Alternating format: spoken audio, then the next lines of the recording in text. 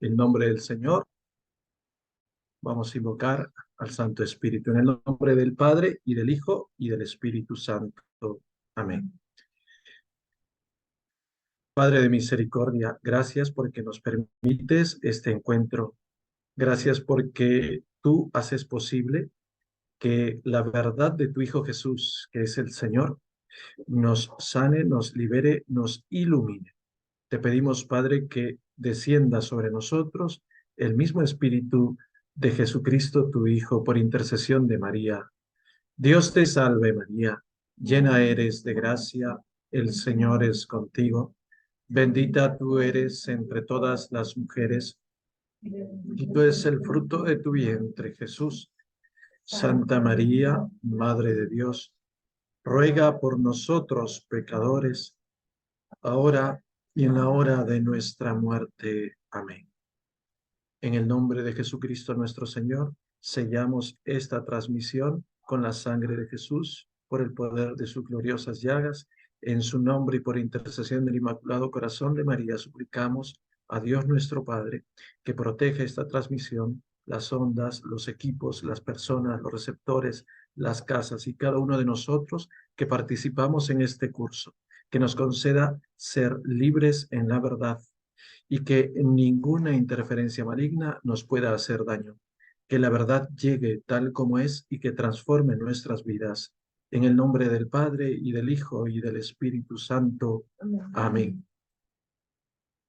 Pues bien, nuevamente, muy buenas tardes aquí en Perú, buenas noches a los que ya están de noche. Eh, Nosotros vamos a seguir hoy día con lo que nos toca, pero la vez pasada, eh, casi hacia el final de la sesión del curso, nos quedamos hablando un poquito acerca de el silencio y la soledad. Les decía que iba a retomar por lo menos unos minutitos este tema, porque considero que es muy importante, ¿no? Decíamos que el silencio y la soledad con Dios es uno de los referentes concretos para discernir. A ver, ¿en qué sentido nosotros hablamos de silencio y soledad? Es bueno aclararlo o distinguirlo, ¿no? En primer lugar, el silencio, y eso está demostrado científicamente, el silencio es uno de esos elementos de la vida humana que ayuda a que la propia persona se estabilice emocionalmente, psicológicamente. Una persona que no sabe vivir el silencio puede que no goce de una gran estabilidad interior. El silencio es estabilizador, es saludable y además es signo de buena salud mental. La persona que sabe hacer silencio, sabemos, ¿no?, que es una persona que goza de buena salud mental. Al contrario, una persona que no aguante el silencio, podríamos decir que tiene por lo menos algún problema, que necesita ayuda, ¿no? Por eso, el silencio es un referente para el discernimiento espiritual, ¿no? Es como, diríamos, un ambiente espiritual que hace posible un correcto discernimiento, ¿no? El silencio. Y esto está unido con la propia oración, ¿no? Porque yo pienso que una persona que hace oración sabe hacer silencio. No concibo yo una persona que realmente haga oración y que no tenga amor por el silencio. El silencio y oración se piden mutuamente. El silencio para un creyente se convierte en oración y la oración para un creyente le pide silencio. Están unidos. Por otro lado, hablamos nosotros de la soledad con Dios. Ojo que es junto, soledad con Dios. Puede parecer una contradicción, pero no lo es. Quizá a nivel humano, a nivel de los profesionales de la salud, aquí de repente variamos en los conceptos un poco, ¿no? Porque para los psicólogos, los psiquiatras, hasta donde puedo entender, ellos no ven con buenos ojos o no ven como positiva la soledad. Les parece como que, o conciben, ¿no?, la soledad desde el punto de vista de algo que es negativo, que en definitiva no ayuda. Espiritualmente hablando, la soledad es necesaria. Si hemos dicho que el silencio ayuda a la estabilidad emocional, psicológica de una persona, Lo mismo podríamos decir de la soledad. Una persona, es lo que sostengo, una persona eh, para vivir correctamente la vida humana y su vocación cristiana, necesita también, de algún modo, saber vivir la soledad con Dios, así como suena, soledad con Dios, es decir, una especie de desapego de las personas. Y creo que allí va el punto de la soledad de la que estamos hablando nosotros. Nosotros interpretamos soledad como desapego de las personas o desapego de las criaturas. Desapego de las personas y desapego de las criaturas, ¿para qué? Para quedarse con Dios. Una persona que quiere quedarse con Dios necesita por fuerza hacer un desapego de las personas y de las criaturas. Y entonces gran parte de la vida espiritual, de la vida de oración, va a ser un esfuerzo por lograr el desapego de las personas y de las criaturas. Cuanto más una persona humana, un creyente, un orante, se desapegue del afecto de otras personas o de las criaturas, animales o cosas, cuanto más logre eso, tanto más se unirá a Dios. Si no logra el desapego de las personas, de otras personas o de las criaturas, de las cosas creadas, entonces no podrá quedarse con Dios. Entonces, la soledad para los orantes es necesaria. Por ejemplo, fue la soledad propia de San Carlos de Foucault, que vivió la mayor parte de su vocación en el desierto del Sahara. Soledad propia de los grandes orantes, los padres del desierto, que viven precisamente, por eso se les llama del desierto, porque viven en el desierto solos, entre comillas solos, pero se hace evidente que es una soledad con Dios, ¿no? Ellos se han desapegado de las criaturas, se han desapegado de las personas, ¿para qué? Para meterse en el camino de Dios. Cuando una persona entiende esto, o por lo menos va poco a poco practicando esto, el desapego de personas, desapego de criaturas, esa persona, ese orante, se convierte también en una persona que sabe discernir correctamente, ¿no? Ahora, cuando hay bullicio y cuando hay demasiadas personas que atraen o amarran nuestro corazón, podríamos decir que allí nos estamos cercenando, nos estamos mutilando la capacidad de discernimiento. Eh, yo sé que este es un discurso muy poco actual, ¿no? Hoy estamos en tiempos en los que todo se ve en comunidad, ¿no? Vamos a decir esto, todos hay que consultar, vamos a hacer esto, a ver, todos, la opinión de todos, y por mayoría, sí, etcétera, y el consenso, y la comunión, y hoy está de moda aquel término de la sinodalidad, es decir, todos hay que estar, ¿verdad? Todos hay que, ¿verdad? Todos. Si uno no se amolda, ay, qué pena, estás faltando a la comunión, entonces tienes que entrar y todos tenemos que entrar por un solo camino. Eso a veces es comunitarismo, no es comunidad. Entre comunidad y comunitarismo hay mucha diferencia. Eh, por eso mismo, porque este mundo se está volviendo comunitarista, pero no comunitario, hoy en día se suele despreciar el silencio y la soledad con Dios, ¿no? Eh, vamos, sin ir muy lejos, ¿no? Tú estás en un grupo de oración y sientes de pronto una necesidad de quedarte en silencio y soledad con Dios un día, 2 días, un mes, y de pronto los mismos miembros del grupo de oración se voltean y te dicen, estás loco, no, eso no es voluntad de Dios, porque tú tienes que estar con nosotros, porque tú tienes que caminar con nosotros, no te debes alejar. Generalmente se hace eso. Pero yo soy un convencido de que hoy más que nunca necesitamos ser personas que tengan el valor de retirarse en silencio y soledad con Dios algún tiempo cada día y algunos días cada mes y algún tiempo cada año, ¿no?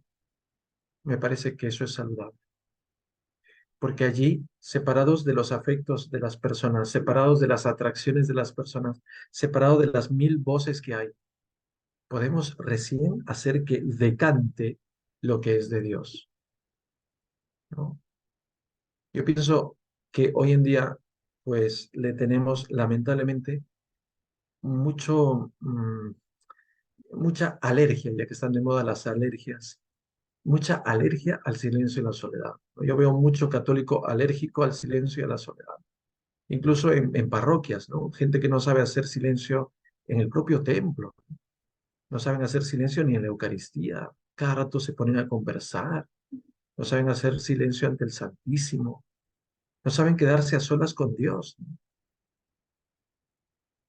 Yo pienso que de repente, bueno, algunas personas cuando están empezando su vida de oración, recién se han convertido, lo que fuera, ya llaman a otra persona para rezar juntos el rosario. Bueno, yo pienso que al inicio está bien, pero vamos, si ya estás como 5 años en lo mismo, yo creo que algo está fallando. Eso está bien para el primer año de tu conversión, pero si con eso estás ya 20 años, ay, yo creo que no has avanzado mucho. O sea, uno debe estar preparado para orar solo, para orar en silencio, ¿no? No voy a desmerecer los actos marcadamente comunitarios, como por ejemplo pueden ser la Santa Eucaristía, la Santa Misa, ¿no? Que de hecho reclama una asamblea. Eso no se niega, eso es un momento específico de comunidad, ¿cómo no? O el rezo comunitario de la liturgia de las horas, o el estar en comunidad ante el Santísimo Sacramento. No, no, no estoy hablando en contra de ello, no. Pero digo, de los demás momentos de oración, llámese rosario, llámese devociones, llámese coronillas, llámese novenas, lo que fuera, lección divina, lectura bíblica, meditación, etcétera, todo eso tendríamos que llegar a vivirlo en soledad y desde el silencio. ¿Por qué? Porque allí se va a decantar la voluntad de Dios. Allí va poquito a poco, ¿no? A verse clara la voluntad de Dios. Yo pienso que esto es importante y es muy necesario. Bueno, pues les dije entonces ese que les debía este comentario acerca de la necesidad de este silencio y soledad.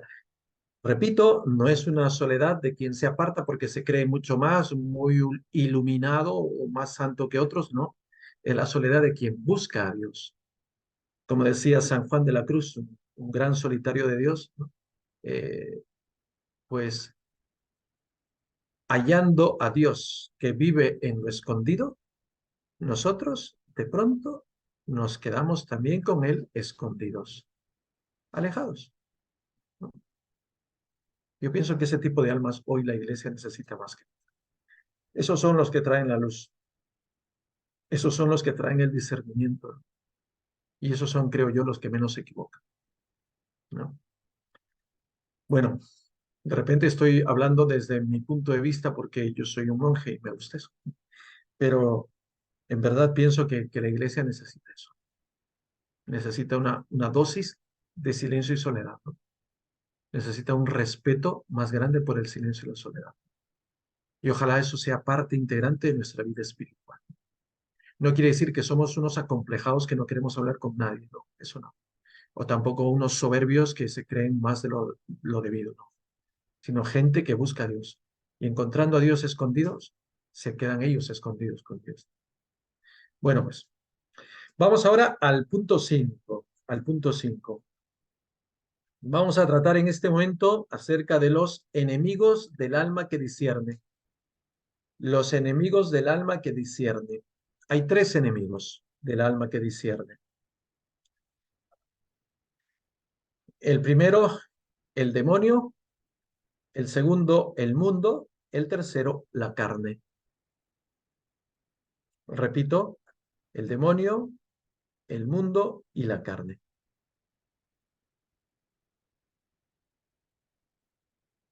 Vamos a ver el primer enemigo, el demonio.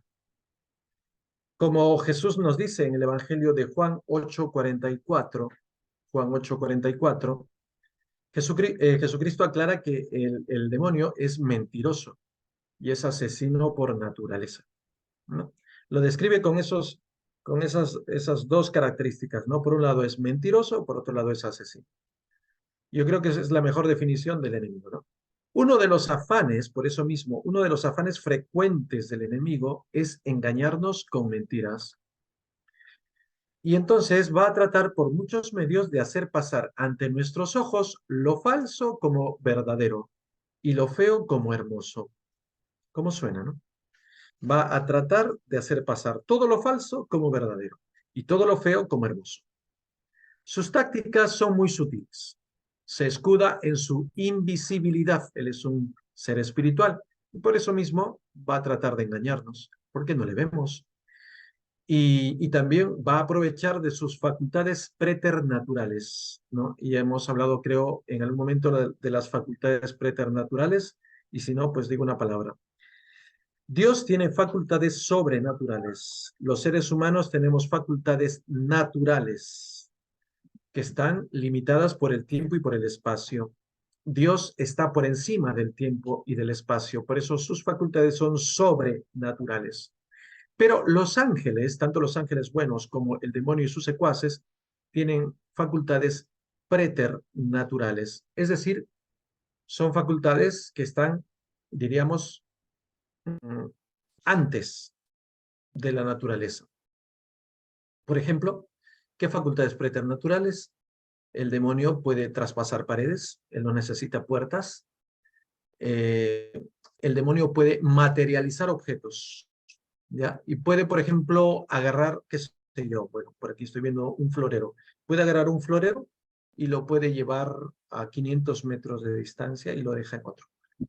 Puede agarrar un manojo de llaves y lo deja en otra casa.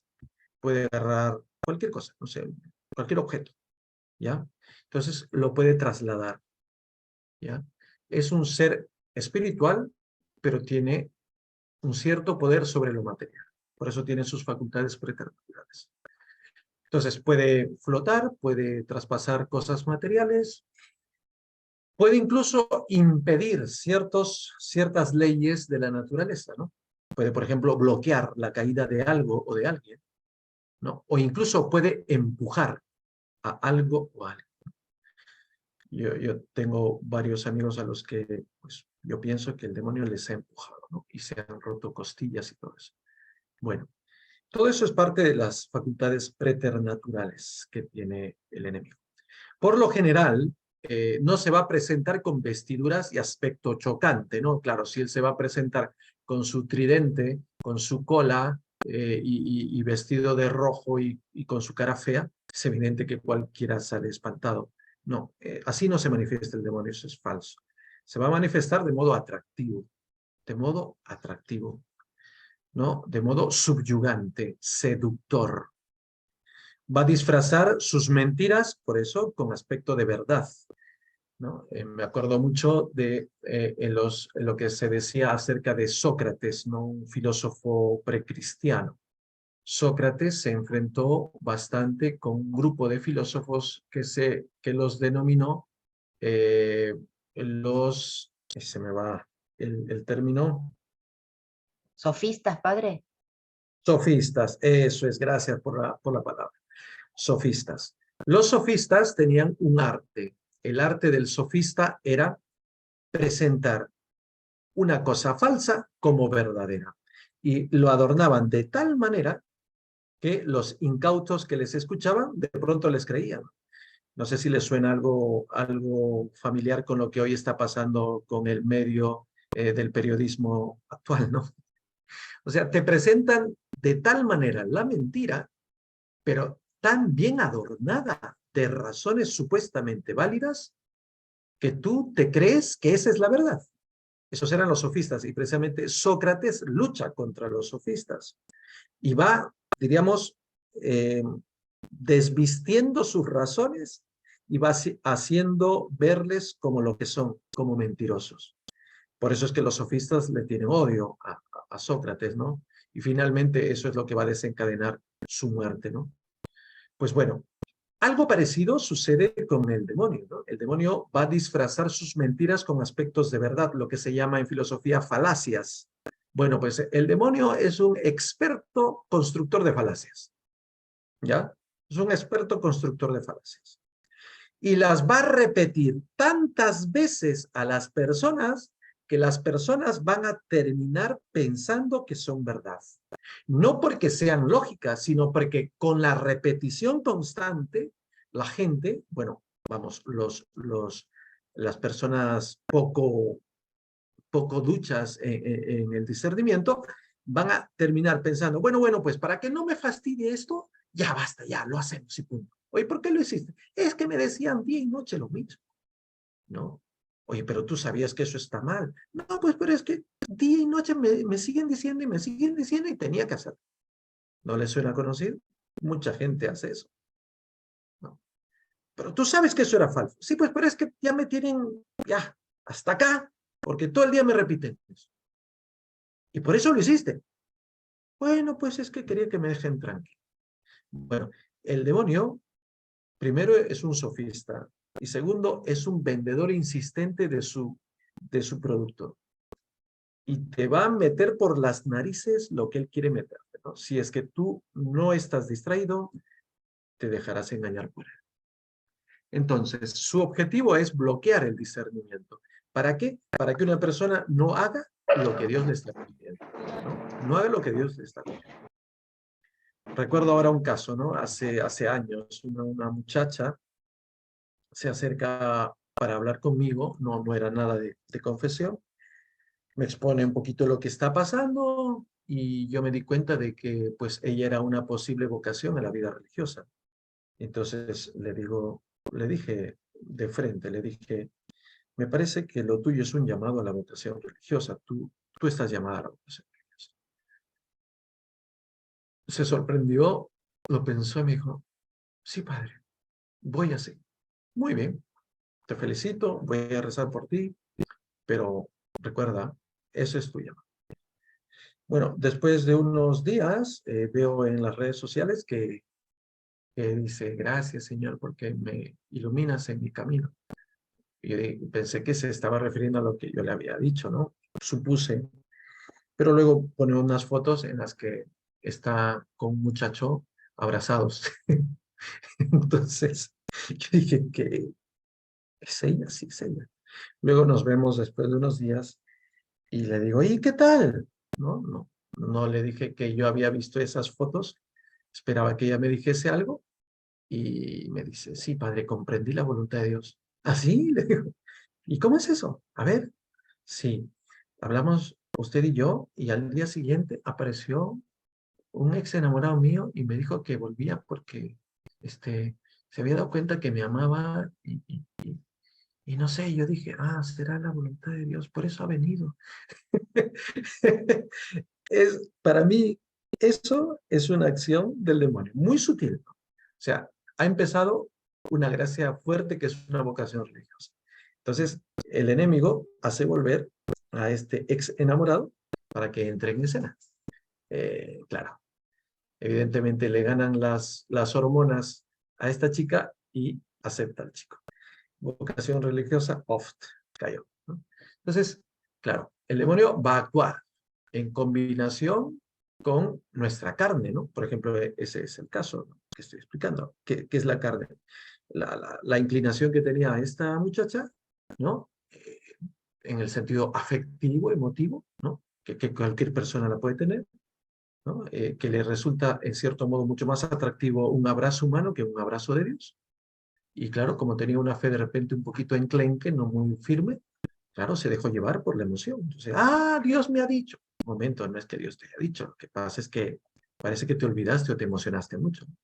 Entonces, el demonio va a actuar en combinación, por ejemplo, con la carne, pero también va a actuar en combinación con el otro enemigo que tenemos después, que es el mundo. Va a intentar de varias maneras hacer que procedamos y pensemos según los parámetros del mundo.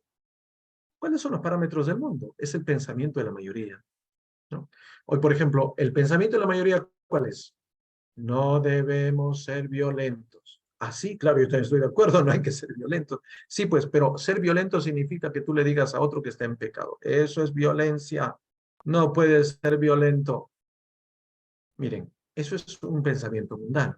Ya el término violencia ya se está desvirtuando, ya se aplica para cualquier cosa que contraríe un poco, ¿no? O sea, si la mamá le dice al niño, no botes la comida al piso, mamá, estás violentándome, te voy a denunciar. Ajá, parece chiste, ¿no? Pero eso en algunas familias ya pasa.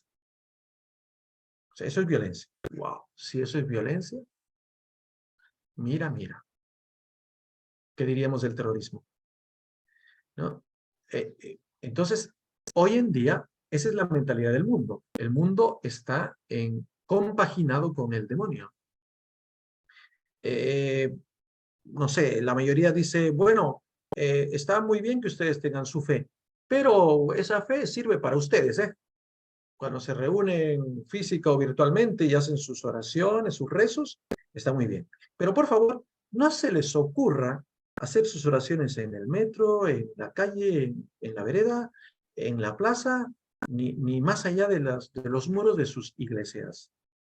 ¿Qué es eso? Eso es un pensamiento del mundo que favorece el laicismo. Eso no es un pensamiento de Dios. Entonces, el demonio va a estar en combinación con el mundo y con la carne, ¿no? Lo que la mayoría de las personas piensa, eso se llama mundo, ¿no? El amor no es para siempre, eso es mundo, ¿no? Entonces, si el enemigo nos observa débiles, atacará. Si nos observa fuertes en la fe y en la obediencia a Dios, intentará infundirnos miedo. O atacará directamente a nuestras posesiones materiales. Les voy a comentar algo. Esto lo he comentado con un grupo de sacerdotes de aquí en nuestra diócesis, que se han reído, no de mí, pero sí del hecho. Pero bueno, no es para risa, sino para pensar, ¿no? Yo conozco un sacerdote muy mariano, muy bueno, un hombre de Dios, y este sacerdote tiene un proyecto mariano muy grande. Tiene un apostolado que yo admiro. Yo me siento una zapatilla al lado de él, una zapatilla muy vieja y rota, pero este sacerdote yo lo admiro, me parece un gigante, ¿no? Y nos comentaba hace algún tiempo de que desde que ha iniciado un proyecto para la gloria de Dios y para la gloria de María, su automóvil ha empezado a tener una falla en el motor y ya lo están viendo 4 mecánicos, 4 técnicos, y ninguno da con la falla. Han desmontado el motor, lo han abierto, han limpiado, han pulverizado, han hecho todo lo que han podido. El mismo mecánico dice, padre, ya no hay más que hacer, pero sigue la falla. Este padre, hablábamos un día por teléfono y me dice, no, mi carro ya no sirve. Es un carro, un automóvil moderno. Entonces yo le digo, ¿qué? ¿Pero por qué? Y me explica todo.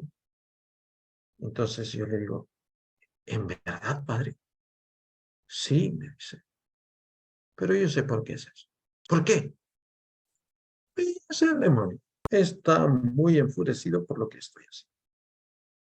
Me hizo pensar, o sea, hasta ese momento yo no me había puesto a pensar seriamente de que el enemigo se puede meter con nuestras posesiones materiales cuando nos ve firmes en la fe, obedientes a Dios. Pero no debemos temer, ¿no? Él se reía. Sí, ya lo sé, ya me di cuenta. Eso lo ha hecho él. Pero no te preocupes, me decía. Yo estoy rezando a la providencia para que me conceda un carrito nuevo. ¿No? Bueno, claro. El enemigo lo que va a buscar es amedrentarnos, pero no tenemos razones para tener miedo. Le podemos vencer con la oración y la negación de nosotros mismos. Oración y ayuno. Oración y ayuno. Vamos al segundo enemigo, el mundo. Un poco ya he hablado del mundo. Bueno, el mundo es la mentalidad, el ambiente de ideas que están de moda. Hoy les llamamos tendencias, ¿no? Tendencias. Hashtag, ¿no? Tendencias. Falsas verdades o ideologías. Todo lo que es tendencia, ideología, es parte del mundo. Ahora, cuando digo mundo, no estoy hablando yo de la naturaleza terrestre, la flora, la fauna, el viento, las nubes, no, no, no, no. Tampoco estoy hablando de la sociedad humana. Ah, la gente es muy mala, padre. No, tampoco estoy diciendo eso por si acaso, ese no es mi discurso. Mundo es la mentalidad, que es contraria al evangelio. y que está poblada de tendencias e ideologías, que sigue la gran mayoría de personas que habitan el planeta. El mundo promueve muchas ideologías. Las ideologías, ¿qué cosas son? Es importante también tratar de definir, ¿no? ¿Qué es una ideología? Hoy que están de moda, ¿no? Es un sistema de ideas que es cerrado en sí mismo. Un sistema de ideas que es cerrado en sí mismo. Que no admite una revisión crítica. No admite un cuestionamiento. ¿Por qué? Porque es un sistema de ideas que carece de lógica y carece de fundamento científico. ¿Ya? Una ideología no está basada en la ciencia ni en la lógica, sino que está basada en una idea que se repite día y noche y que hace, ¿no? Que logra un lavado, como hoy se llama, un lavado de cerebro en las personas. Si, por ejemplo, tenemos una escuela primaria en la que el profesor dice, bueno, niños, vamos ahora a aprender un poco del cuerpo humano.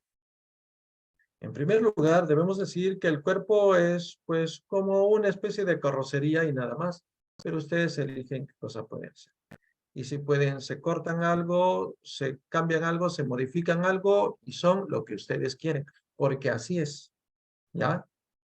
Además, tú ahorita eres varón, pero si mañana tú quieres ser mujer o quieres dejar de ser varón y dejar de ser mujer y ser no, bi, etcétera, lo puedes hacer.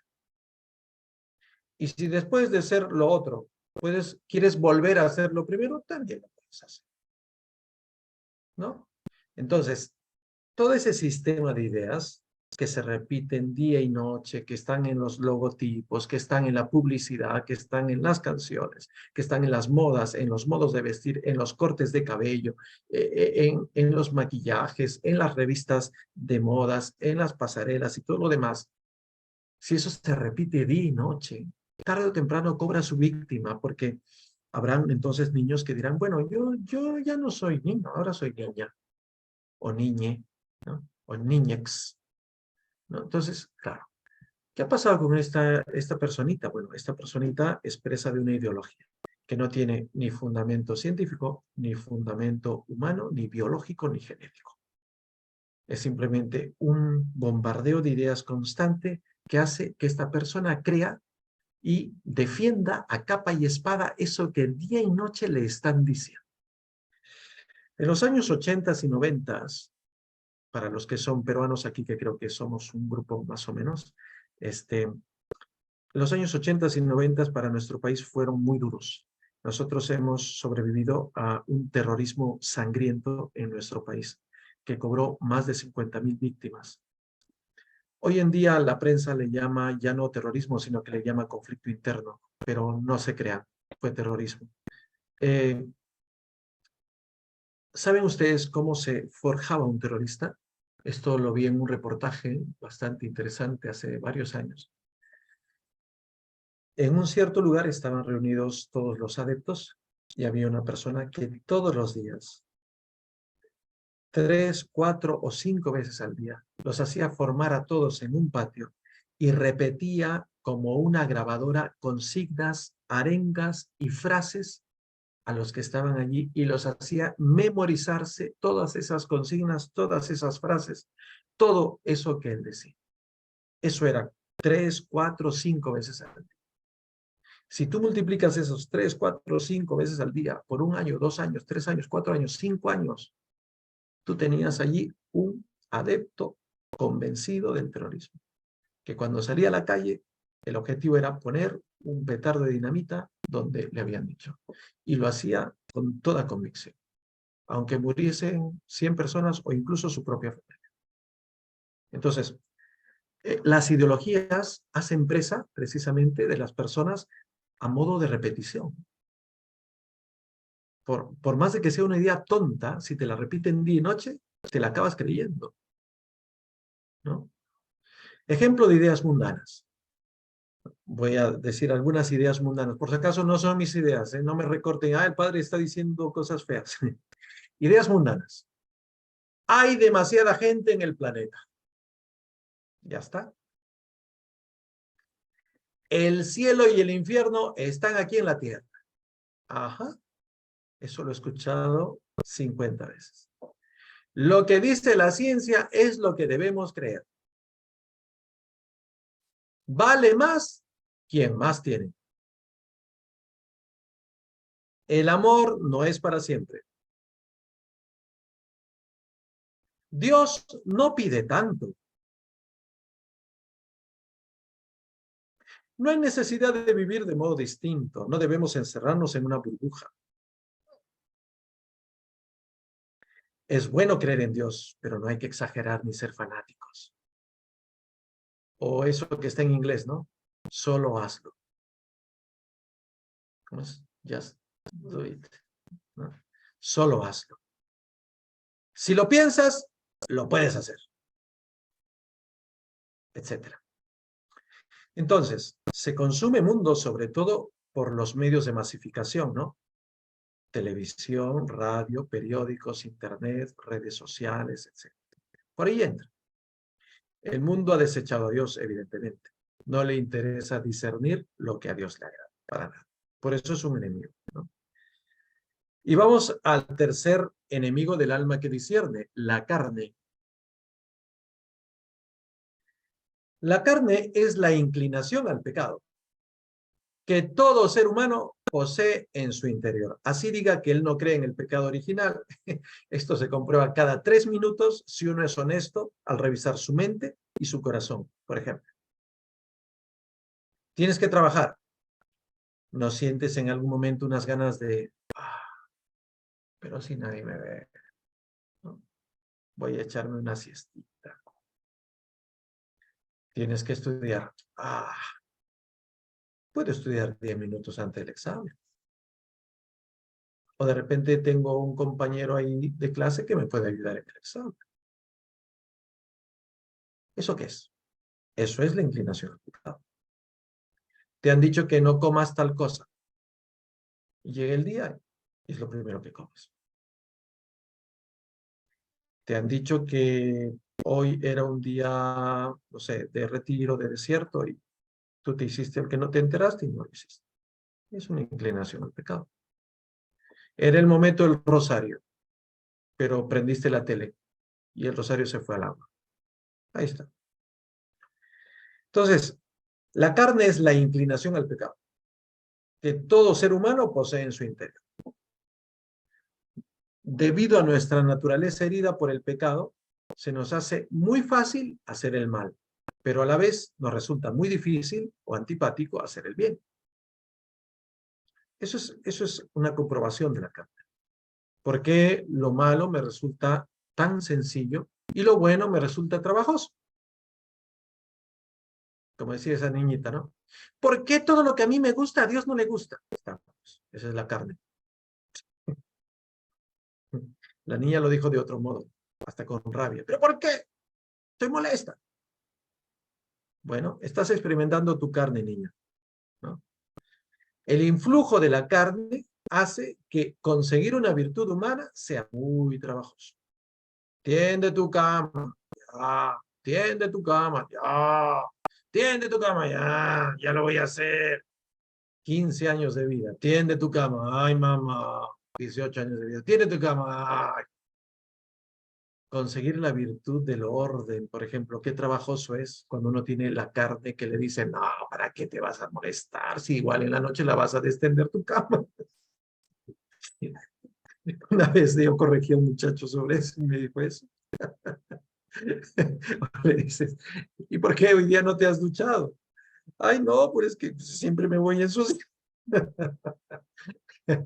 Eso es la carne, ¿no? Conseguir una virtud humana se transforma en trabajoso, difícil, antipático, ¿no?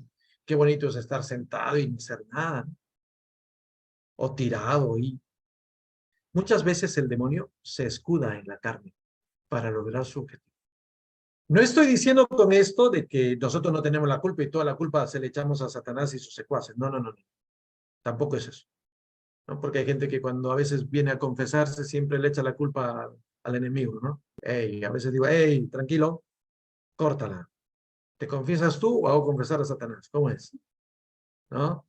Bueno, Es que ese es una tentación. Ay, es que el demonio me empujó. Ay, es que el demonio se me metió. Un momento, un momento. Eso del demonio se te metió es falso. Las posesiones demoníacas existen, pero son muy, muy esporádicas. Y además eso lo tiene que ver un exorcista. Tú no tienes ninguna autoridad para eso. ¿Ya? Entonces nada que eso que el demonio se me metió. Es la carne. Es tu carne que está bien alimentada. ¿No? Eres un chorizo. Muchas veces el demonio se escuda en nuestra carne para lograr sus objetivos. ¿Ya? Tú eres, tú eres una salchicha. Entonces, la carne tiene sus propias leyes, ¿no? ¿Cuáles son las leyes de la carne? Por ejemplo, la ley del mínimo esfuerzo. Eso es propio carne, ¿no? Y es lo más cotidiano, la ley del mínimo esfuerzo. Por eso se inventó el control remoto, ¿no? Antes, cuando cambiábamos de canal en la tele, teníamos que acercarnos y track, track, track, cambiar el asunto ese, ¿no? Ahora estás echado ahí y solo haces tac, tac, ¿no? La ley del mínimo esfuerzo. ¿Qué otra ley tiene la carne? La ley de cada uno baila con su pañuelo. Ya está. Yo me meto en mi vida, no me importa la vida de los demás, que los demás bailen con su pañuelo como yo bailo con el mío, ¿no? Ya está. Cada uno a lo suyo. ¿Qué otra ley tiene la carne? La ley de más vale conocido, más vale malo conocido que bueno por conocer. Es la ley del que nunca se convierte, porque prefiere lo malo por ser antiguo, a lo bueno por ser nuevo. Es la ley de los que supuestamente son muy conservadores, pero en el fondo nunca se convierten. Más que conservadores son telarañas, ¿no? Cuidadores de tarántulas. La ley de más vale malo conocido que bueno por conocer. ¿Qué otra ley? La ley de creer. En la ley de creer está bien, pero sin fanatismos, ¿no? Que es tan sutil, ¿no? Sí está bien creer, pero sin fanatismos. Yo soy católico, padre, pero no fanático. Ajá, ya me diste un mensaje. Tú no te la crees de verdad. Entonces, la carne rechaza el conocimiento y el cumplimiento de la voluntad de Dios. Por eso va a evitar cumplir la voluntad de Dios lo más que se pueda. Entonces, una persona que discierne se va a enfrentar en distinto momento y de distinta manera al demonio, al mundo y a la carne. Se va a enfrentar. Y no hay que escandalizarnos, ¿eh? Tampoco esto es para, ay, ay, qué penita, no voy a poder. No, eso es normal. Eso lo tenemos desde el nacimiento hasta que morimos, ¿ya? Así que tampoco es que, bueno, que esto solo va a ser, no sé, en algún día por ahí. Lo tenemos todos. Jesús se enfrentó al demonio. Jesús se enfrentó a la carne y al mundo. Se enfrentó y las venció. Ha vencido a los enemigos. Por tanto, nosotros tenemos garantías de vencer con su gracia a estos enemigos. Cuando una persona comienza un camino de discernimiento espiritual, del tipo que fuese, va a experimentar en alguna medida el ataque de estos enemigos. Pero no debemos temer, puesto que tenemos las armas y las estrategias suficientes para neutralizar e incluso vencer a estos enemigos. Tenemos armas y estrategias. Hay que aplicarlas. ¿Cuáles son? Los sacramentos, los sacramentales, la oración asidua, la reparación y la adoración. Es importante que tengamos en cuenta esto. Entonces, así podemos nosotros hacer frente a estos tres enemigos. Bien, pasamos al siguiente punto. El papel de la iglesia en el discernimiento espiritual. Vamos a ver ahora cuál es el papel de la iglesia en el proceso, en el camino del discernimiento. El papel de la iglesia en distintos niveles, ¿no? Porque hay niveles, diríamos, que deberíamos tener en cuenta, ¿no? Vamos a ver este papel de la iglesia en tres niveles. El primer nivel, me parece el básico, que todos deberíamos de algún modo enfrentar o respetar más propiamente, es el nivel del director espiritual. En la vez pasada yo ya hablaba de este tema. Digo una palabrita más. Hoy en día son muy pocos los fieles que tienen director espiritual. Son pocos, ¿no?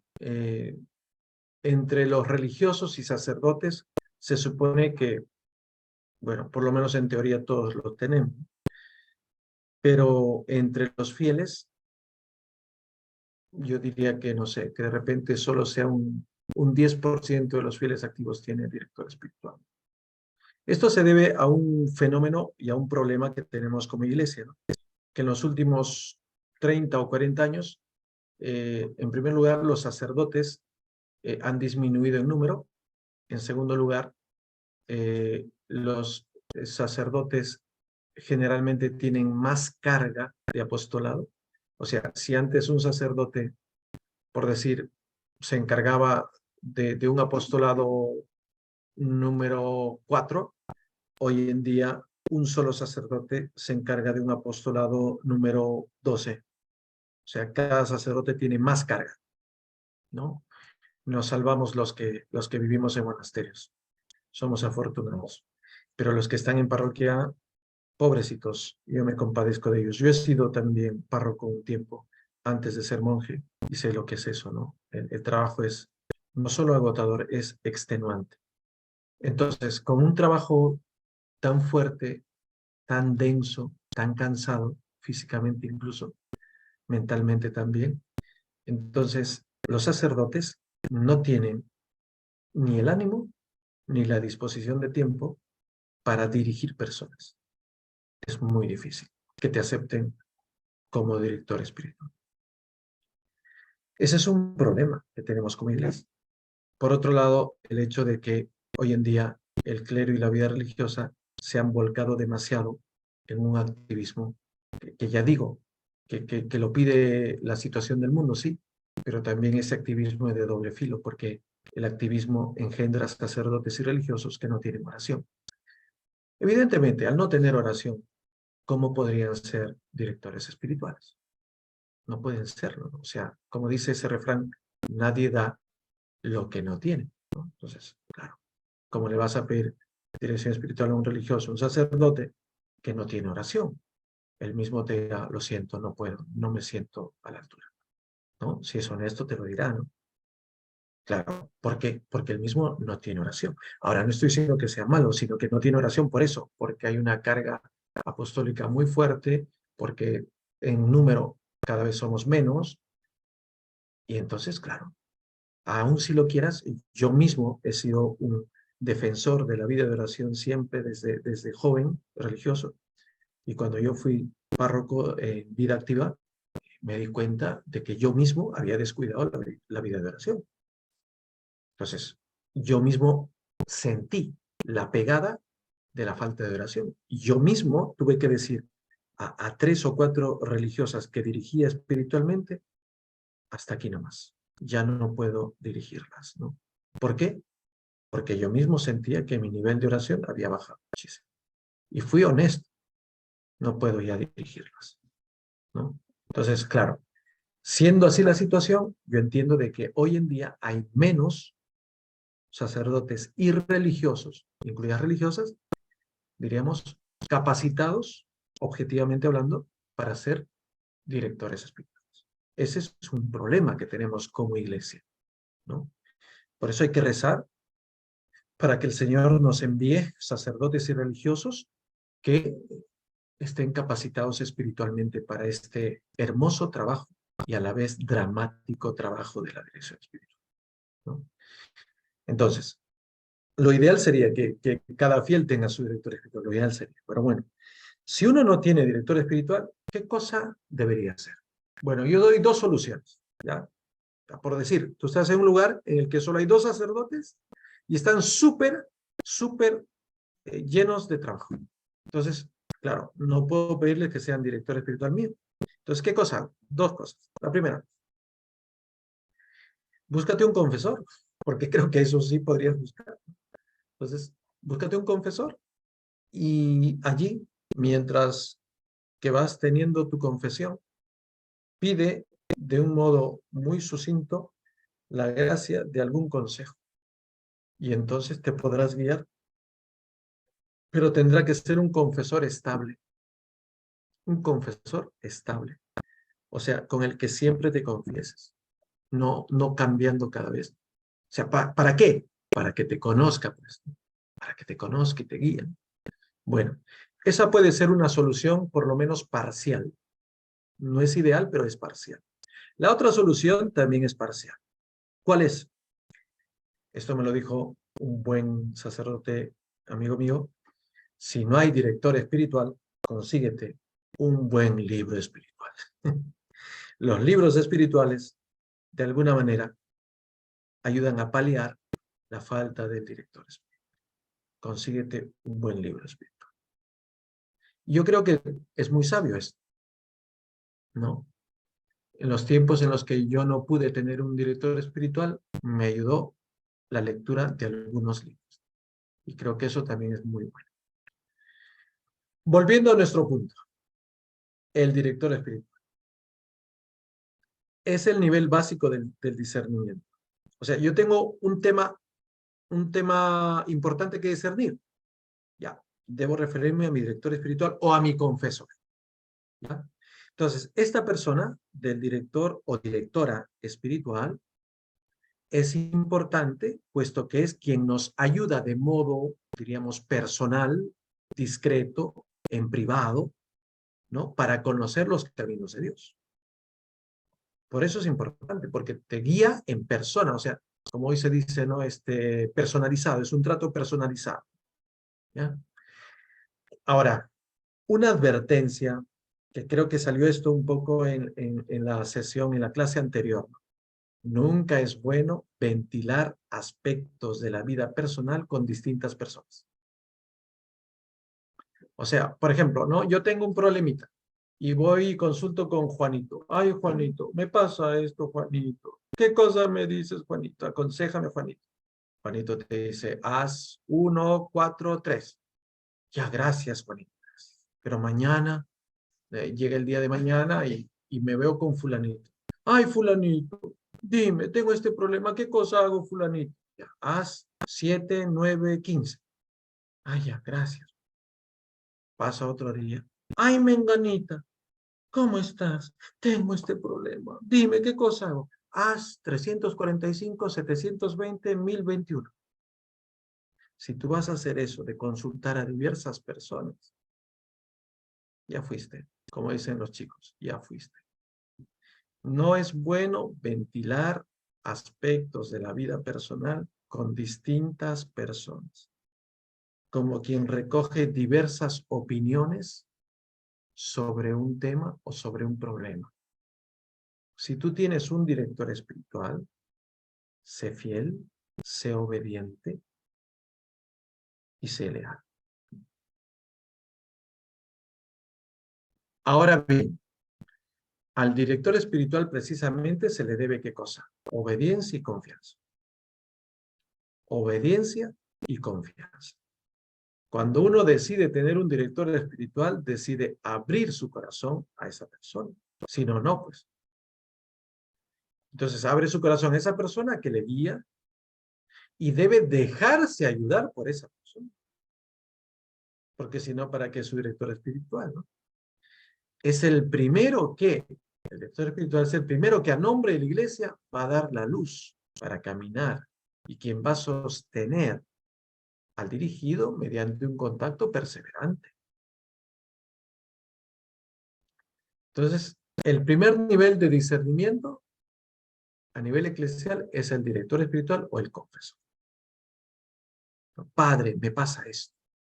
Ya, a él vas. Pero en todo caso, como digo y repito, no sería bueno que vayas diciendo, he consultado a 15 sacerdotes de la iglesia. No es bueno. O lo que hacen algunas personas, ay, le consulto a doña Chencha, mañana a doña Paquita, mañana a doña fulana, mañana a doña... Es el club de comadres, ¿no? Eso ya eso ya no es serio. Eso no es serio.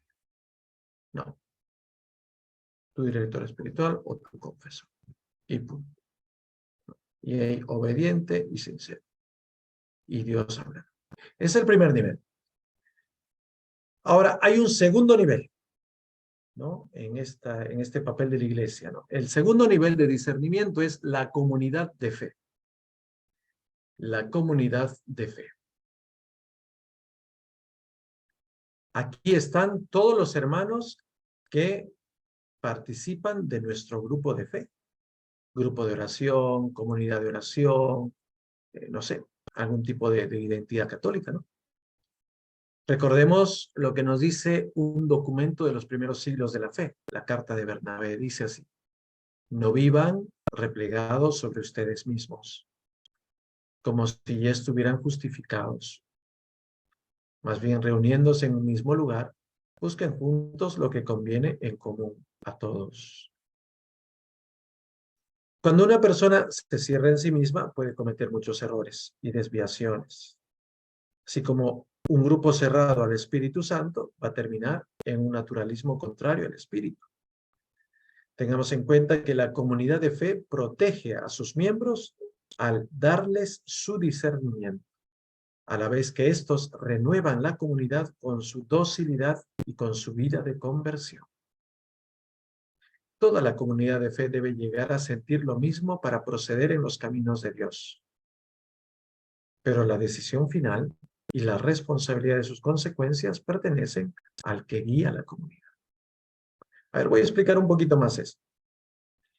Este es el segundo nivel de discernimiento. Primero hemos visto el director espiritual o confesor, ahora la comunidad. ¿Qué cosa pasa? Si hay un tema que el director me dice, esto tienes que verlo con la comunidad, yo le obedezco. Entonces voy a la comunidad, hablo con quien guía la comunidad y le digo, tengo este tema. Quisiera que la comunidad me ayude para discernir, porque creo que de alguna manera todos van a verse beneficiados de esto que tengo. Entonces toda la comunidad se reúne en oración, pide Espíritu Santo y cada uno expresará lo que siente sobre el tema. Y aquí es bueno un punto, ¿no? Todos deben llegar a sentir lo mismo para que se pruebe que ese es un camino de Dios. Ese es el verdadero consensus, que todos tienen un mismo sentir. Si no todos tienen el mismo sentir, entonces eso ya no es camino de Dios. Esto es importante. Por ejemplo, siento en mi oración que yo tengo un carisma. ¿Qué carisma crees? Te dice el director. Siento que es el carisma del exorcismo. Ajá. Entonces yo le explico al director espiritual los motivos por los cuales yo siento que tengo el carisma del exorcismo. El director me escucha, me dice, bueno, vamos a orar, pero te recomiendo que vayas a tu comunidad de fe y tú trates con el guía de la comunidad y con todos para que te ayuden, para ver si todos sienten esto, que tú tienes ese don. Si todos en la comunidad de fe sienten lo mismo, podríamos decir que sí, está por ahí el camino. Pero si no todos sienten lo mismo, entonces ahí queda, se bloquea ahí. Y esto tiene relación con el tercer nivel. El tercer nivel de discernimiento eclesial son los legítimos pastores. ¿Por qué? Porque los legítimos pastores, una vez que la comunidad ha expresado su sentir para discernir algo, ellos también tienen que decir su palabra, conforme pues al rango de autoridad que tiene. Por ejemplo, aquí puede estar el obispo, el párroco, ¿no? El superior. Ellos tienen que dar una palabra con autoridad, ¿no? Si es que han pasado antes los otros dos niveles, ¿no? Y de algún modo confirmar, ¿no?, lo que ya se ha venido discerniendo, ¿no? Entonces, este espíritu se va a confirmar allí, si es que es de Dios, ¿no? Ahora, si es una cosa buena, jamás debe ir en contra de los legítimos pastores, jamás. Si es una cosa buena, será para edificar la iglesia, no para dividirla, no para destruirla, ¿no? Entonces, es importante aquí la obediencia a los legítimos pastores. Ellos son un poco, diríamos, la garantía final de que algo es un camino de Dios, ¿no? Porque de repente la comunidad de fe puede no haber visto algo claro.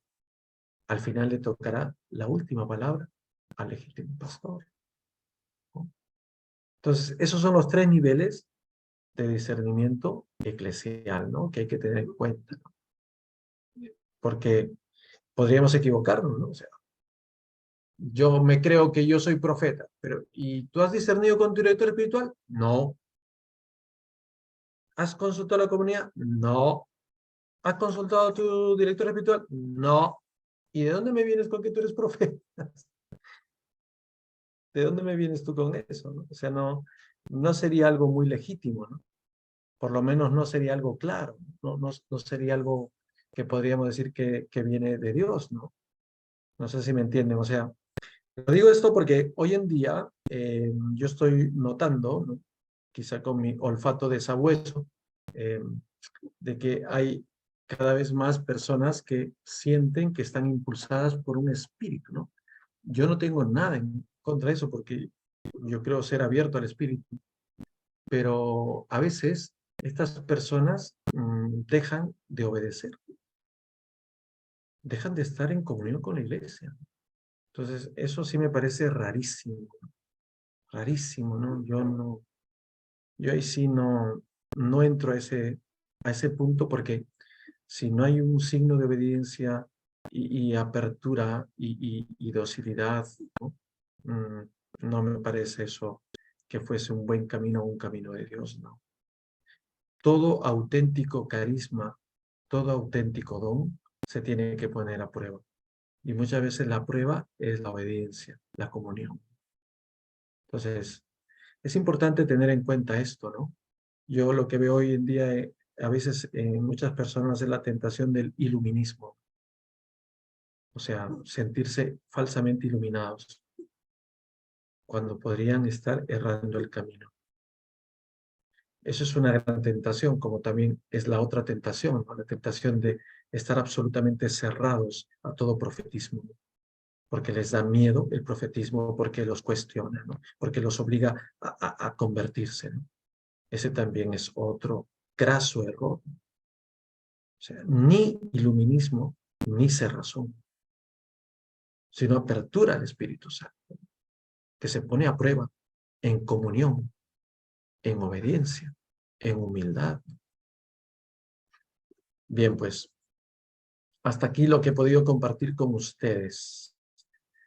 Ahora creo que damos paso a las preguntas.